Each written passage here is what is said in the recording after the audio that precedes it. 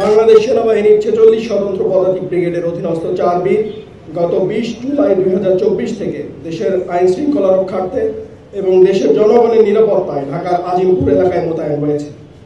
বর্তমানে আসন্ন ত্রয়োদশ জাতীয় সংসদ নির্বাচন অবাধ, সুষ্ঠু ও নিরপেক্ষভাবে সম্পন্ন করার উদ্দেশ্যে এই ইউনিটের সকল সদস্য ঢাকা 7 ও ঢাকা 10-এর কিছু অংশে নির্বাচনী এলাকায় মোতায়েন হয়েছে।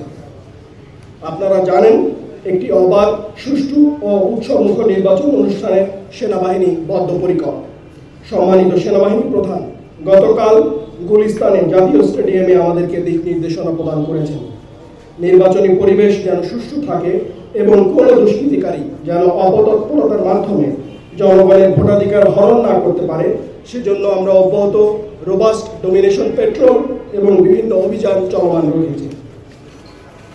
এরই ধারাবাহিকতায় এই ইউনিটের চৌকো সদস্যবৃন্দ গতকাল রাত থেকে আজ সকাল 10টা পর্যন্ত রাজধানীর যাত্রাবাড়ি এলাকায় একটি যৌথ অভিযান পরিচালনা করে।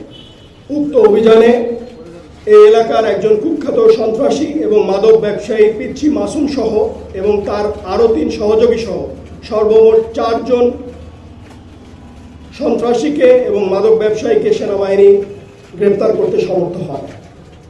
গ্রেপ্তারকৃতদের মধ্যে পিচ্চি মাসুমের নামে হত্যা মামলা সহ বিভিন্ন অপরাধের রেকর্ড রয়েছে।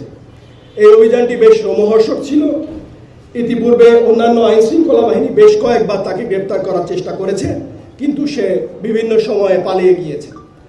সে নিয়মিত তার আস্তানা পরিবর্তন করত এবং তার লোকেশন তার খুব কাছের ব্যক্তিবর্গ ছাড়া কেউ জানতে পারত না। আমাদের চৌকস অভিযান দল বেশ কয়েকটি গোপন আস্তানায় অভিযানের মাধ্যমে তাকে গ্রেপ্তারে সমর্থ হয় এবং সাথে সাথে তার 3 সহযোগী রাজু, নাসির এবং নাইমকে গ্রেপ্তারে সমর্থ হয়।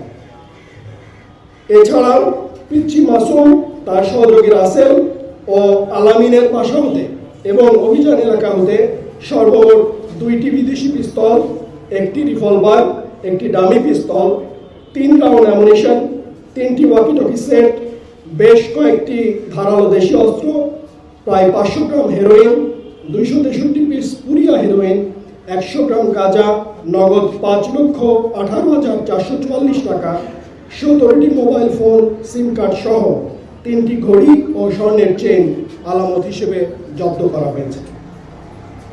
পিচ্চি মাসুমের অন্যান্য সহযোগীদের গ্রেপ্তারের ব্যাপারেও যৌথ বাহিনী সক্রিয় রয়েছে।